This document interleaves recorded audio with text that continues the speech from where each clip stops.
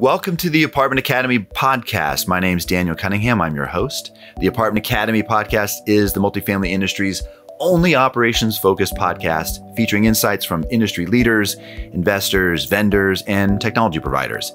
If you invest in multifamily real estate or are involved in day-to-day on-site operations of apartment buildings, well, we are your source for efficient operations and maximizing ROI. So today on the podcast is Brent Williams. Brent is the founder of the Multifamily Insiders, which is a really great community and source of support for property managers, community managers, service managers, regional managers in the apartment management industry. And there's a lot of great discussions that happen there. And we like to bring some of the highlights from those discussions to the Apartment Academy.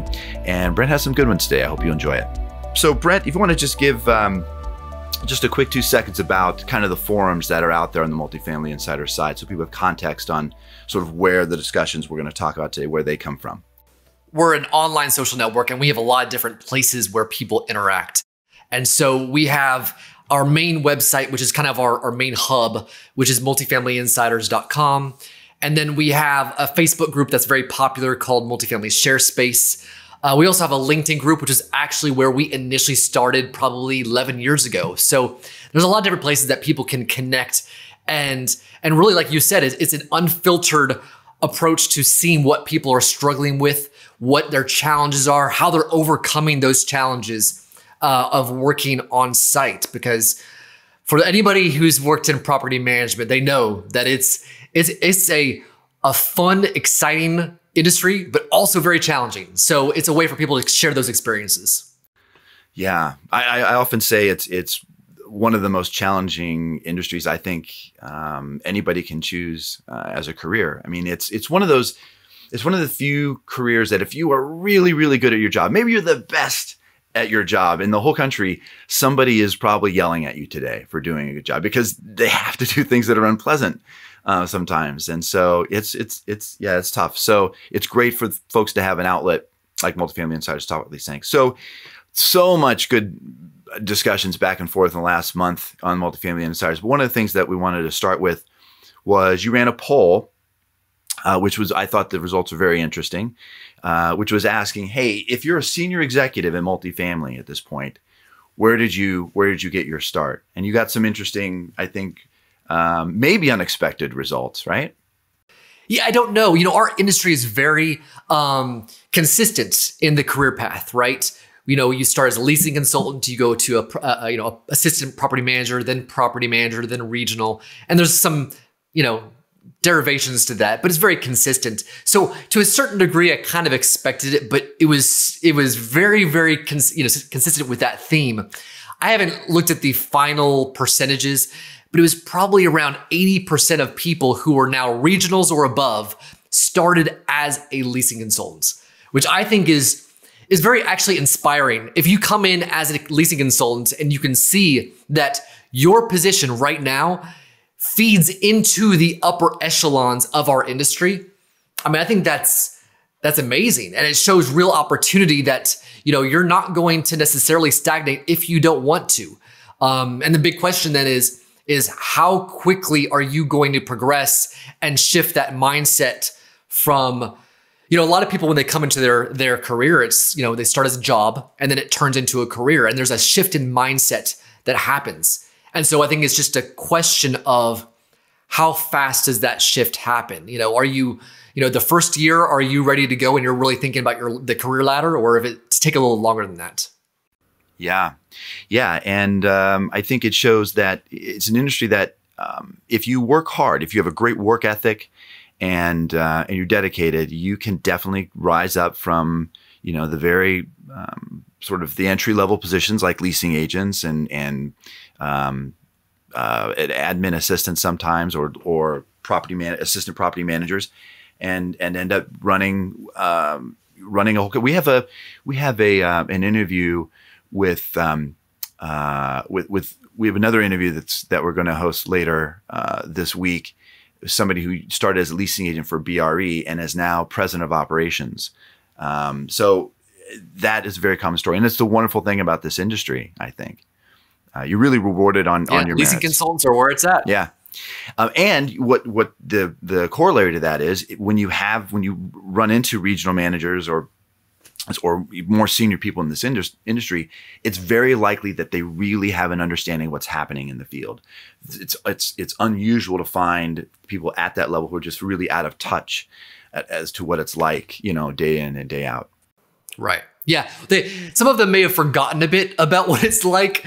But yeah, absolutely. It's really nice that they've been in your shoes and they know what you're going through and know how challenging it is to work with a wide variety of residents every day. Sometimes that's a great experience and sometimes it's not so great. So it's good they've been right there at some point in their career so they can guide you. Yeah. Yeah.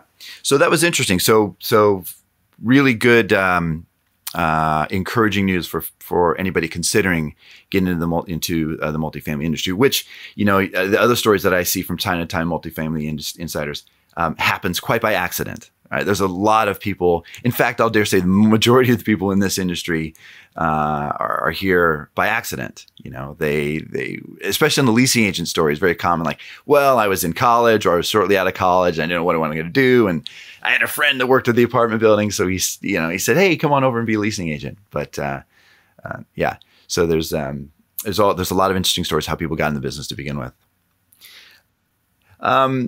So one of the so now switching gears to another topic that came up, and this is again one I think is a common theme, is that one of the things that's difficult about being in property management is we really are dealing with the human element.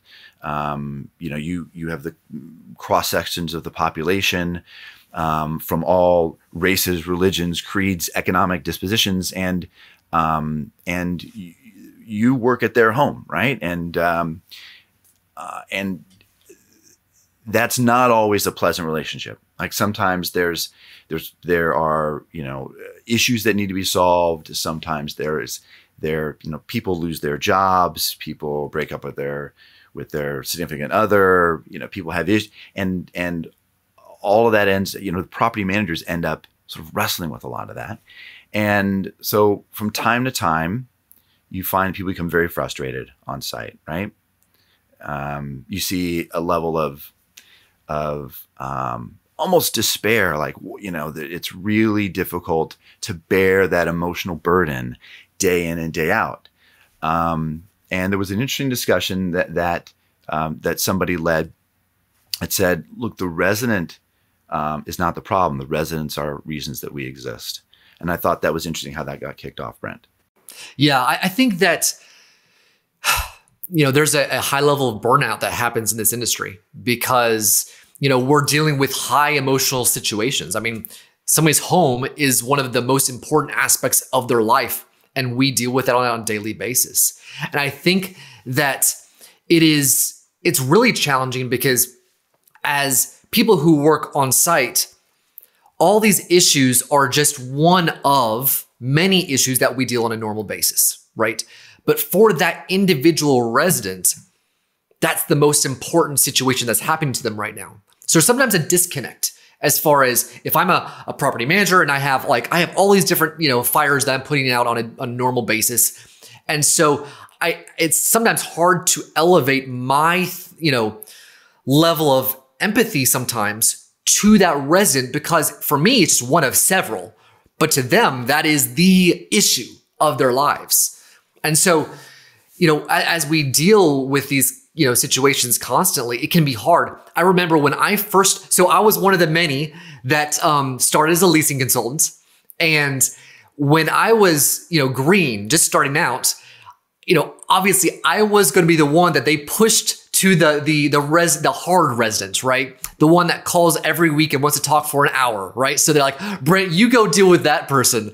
So, and I was new, so I wasn't quite I hadn't been there so long that I was tired of it. So it was probably good to have me as a new energetic person to discuss with them. But after a while, everybody gets kind of tired of that. And it's hard to maintain. I want to share a little positive story about, this is another post that came up in our industry. And it was somebody who was asking for help about, they had a resident who was close to 7 foot tall, that weighed over 500 pounds. And they were having trouble because they kept breaking the toilets because they were a hefty person, right? And I think in our industry, because sometimes we can get jaded, we can get, just tired of it all. And in general, that's a situation where somebody can start making snarky comments. I mean, that's a very real possibility in that scenario. So I saw that post and I'm thinking, oh, great. What are the comments going to look like here? But when I went through them, every single one, it was all these maintenance professionals coming on board and there was no judgment. It was like, hey, here's what you should do. You need to look at your subfloor. You need to look at, if you need to do any repairs there. Here are some solutions that you might want to try out. There was no, joking about this person's situation. It was just, hey, we have a problem. Let's fix it. And it was so inspiring to see all these people rally around a challenge and really come together as a group to try to fix it. It was amazing. Loved it. Yeah. Yeah. That's, I think, an example of when people in our industry really shine, right? Is when they come to answer the call of somebody who's experiencing something that's maybe out of the box. But again, it just comes along with dealing with humanity. One of the things that people posted is to remember that there are problem residents and then there are resident problems, and that they're not the same, right? You see a lot of discussions about problem residents there because although that's for sure the minority of folks that live on site, they cause the most heartache for sure. But remembering that solving resident problems is the reason that that really we have almost in many cases why you have people on site. If there were no resident problems, you could stick the rent check through the mail slot. Boy, there's dating myself, but you could hit the push, pay my rent online and you'd be done with it, right? I mean, fundamentally, one of the primary services that we are providing is the handling of their challenges, whether it's maintenance or whatever. So, always keeping that in mind is key. Yeah. You have a lot of great speakers on Multifamily Insiders. You have a webinar Wednesdays. We have really fantastic people that impart their wisdom on various subjects. And one of them that comes up, I imagine must be a frequent one, but one that I saw in particular was talking about handling toxic residents, was handling how to handle conflict and that sort of thing. If you could summarize some of the best advice you've heard through Multifamily Insiders on how to sort of push through and deal with these difficult moments of human interaction, what would you share with everybody? Yeah. Oh man, there's so many. We've had a lot of great events on this, and I think frankly that's something that's sometimes missing in the equation of we know these challenging residents exist, and yet we don't necessarily give our teams the tools to actually to manage that situation. Whether it's one thing is to slow your own pace and your own tone of speaking so that they then end up reciprocating that tone. People match things a lot of ways. Sometimes it's a matter of changing the setting. If you are behind a desk and they're in front of a desk, creating that barrier can stop people from really connecting in a way, and it can create tension in some ways. So I think that there's a lot of room for growth in multifamily and training on how to de-escalate situations. And that also goes to de-escalating situations within the office. I think Jackie Ramstead just did a great session on de-escalation within the teams themselves, because we're all stressed, right? And sometimes that stress then manifests itself within the team as well. So that's if you don't have that on your training roadmap, absolutely you need to look into that. Yeah, again, it's an example of where this industry really, I think, stands alone in sort of the wide breadth of issues you have to contend with. Because I don't know that there are very many other jobs that you go to on a regular basis that have this emotional component, both externally, as you just mentioned, but also internally. When you have service managers that are really dealing with complaints. I mean, they're out there fixing broken stuff, which means somebody's probably unhappy. You have service managers dealing with complaints. You have property managers separately dealing with issues and solving problems, and they come together, right? Sometimes they're not. Sometimes that in itself creates conflict because their priorities are different, what they're hearing is different, and being able to solve all that is a skill that I think you become masterful at if you're in this business. And plus, that we are within our product, right? We're right there. We're not set away from it. When you think about the things that people have emotional connections with in their life, they're talking about their relationships to, their spouse or their kids or their home. These are highly, emotional scenarios. And it's kind of like, if you think about a relationship with your family, it's like as if we were sitting there on the couch with them, hanging out with them. That's kind of how we are with their home, right? Our office is in their home sphere. And so we can't escape that. And we're going to, if they have a heated moment, in that moment, there's no calm down period. They're walking down to the office so they can, give us a piece of their mind. And so we can't really escape that. It's a very unique scenario. Yeah. Yeah. As people from time to time leave the industry, I think where they go, they have a reputation for being unflappable as a result. If you can spend some time in multifamily, you develop an ability, a thick skin, an unflappability in under duress, which serves you in all, I think, aspects of life. Yeah. Let's move on to another subject. There was a topic that came up surrounding guest cards.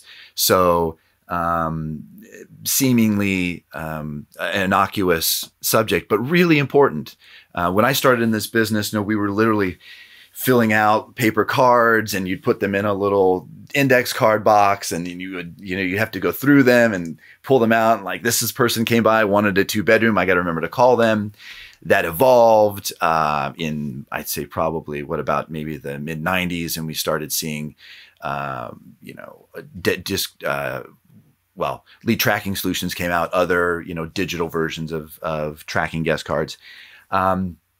And yet there's still not solid science behind how they should be handled. There was a question that came up surrounding, how many times do you reach out to somebody who'd come in to take a tour before you consider them a dead lead? That was of interest to you, I think.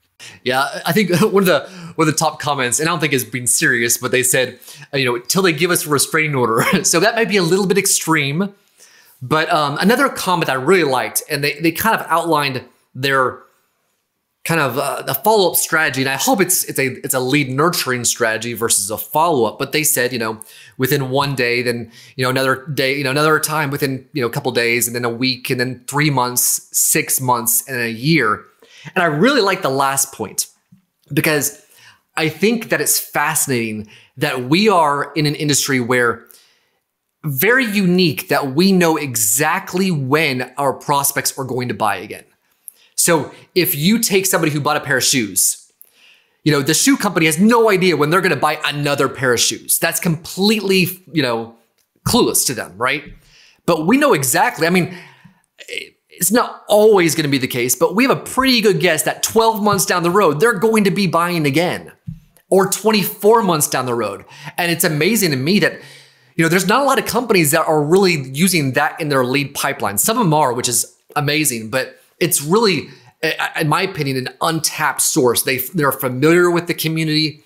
They have a relationship to some degree. And if you can nurture that a little bit as time goes on, you have this amazing lead source, and you know exactly when they need to have their next apartment. And so you can be right there in front of them as they make the decision. I think it's fantastic. So great tip for people, like getting the person to lease is not the end of the interaction, right? It's a continuous buying cycle. I like the fact that you really call it the next time they're going to buy, because I think what a lot of people, especially outside the industry, fail to understand is that we are in many ways principally sales organizations, and there is some magic to being a great salesperson. And the guest card question is how often, how persistent do you need to be? And yet I'm not sure there's a lot of sales focused training in the business. Like if you go to any other organization that really relies on sales, they will train on sales. People will be reading books about sales. I'm not sure I see that same dynamic here in our industry. Why do you agree or disagree, or why do you think that is? Well, I know that we do quite a bit on that aspect, but of course we cover the whole range. So it's just going to be it's a function of what we do. And yeah, I think absolutely, we do it quite a bit, but there's also more that can be done. And I think that's always an interesting dynamic in this industry because everybody says, well, everybody has to be a jack of all trades. And so we hire for sales because that's a lot of times what the skill that we're looking for in the hiring process. And then we ask them to do a whole bunch of other things, with these accounting functions that make no sense for a salesperson to do necessarily. Yeah, these are two different personalities. Yeah, exactly. And then that kind of goes back to what we were talking about with the progression in our industry. You have great salespeople, and then the next step in their journey is going to be an accounting job, which again doesn't make a lot of sense necessarily. So there's definitely some room to grow on that front and understanding what do we want from our team members, our leasing consultants? Are they salespeople or are they not salespeople? And how do we differentiate that or train to specialize in some ways, or do we differentiate our team at all? I mean, is the jack of all trades concept, is it nice to say, but ultimately harmful to a team? Because then are they really becoming experts at one thing? I don't know. Yeah.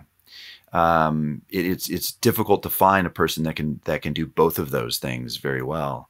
But we ask a lot of, community managers, you touched on a couple. So they probably were first salespeople. And now you're asking them to be accountants, but they need to understand real estate law. They need to understand marketing. They need to understand investor relations. A really great community manager has to have a tremendous amount of skills. I guess the real only solution to that is to do a lot of training, Brent. Do you feel in your experience, where could property management companies do better on training people for that whole journey? I think it's going to be such a range. You see some companies who they don't have a training director. They said, okay, they gave it to a regional manager and said, hey, figure out what you need to do to train our teams. And they don't know what to do. And they're kind of feeling like they're stretched thin because they have all their normal regional manager duties. And now they're supposed to be a training director too. And they don't know how to juggle that. And then conversely, you have some of the bigger companies and they have just full training departments. And they probably have more stuff than maybe their teams can even handle at this point. So it's such a diverse scenario for our industry of where companies are and how to approach it. I think for a lot of our clients, just the bulk of companies are going to be the small companies, right? And I think the question is developing a roadmap to get them not necessarily to Z, but okay, how do we get to the next phase? How do we get to that next step of getting training to our teams and understanding how to inspire them to actually take it? That's a big thing right there. So, it's not just a matter of putting out good content. It's a matter of saying, okay, we're going to support you by giving you time to take that training. That's a big problem that we see all the time where it's like, our teams are so busy, they're not going to take it. Well, there's a fundamental problem then, because that means that you are holding everybody back because you're not giving them the resources or the time to do such. So it's a challenging situation all around. Yeah. You touched on something which would be interesting. We could talk about some other time, which is the resources that larger management companies can bring to bear on the training front versus smaller management companies. And if this is such a key component to really being successful, sometime we should talk about how smaller management companies who may not have those same training resources, how they can compete. But I want to cover one more thing today before we run out of time, which is reputation management. Studies show now that more and more prospects are going out to Yelp or other kinds of apartmentratings.com, other sources for reviews of apartment communities before they commit to moving in.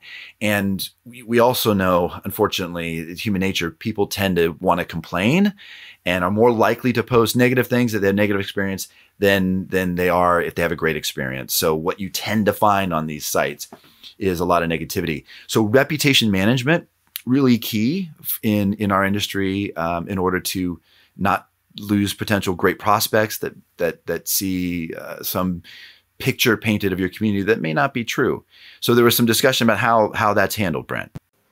Yeah, we actually had a webinar with Gary Gregory not so long ago. And first of all, he's amazing. I love him. And but he was on the Webinar Wednesday series. And so he was talking about different strategies to not even just handle a negative review, but actually turn it into a positive.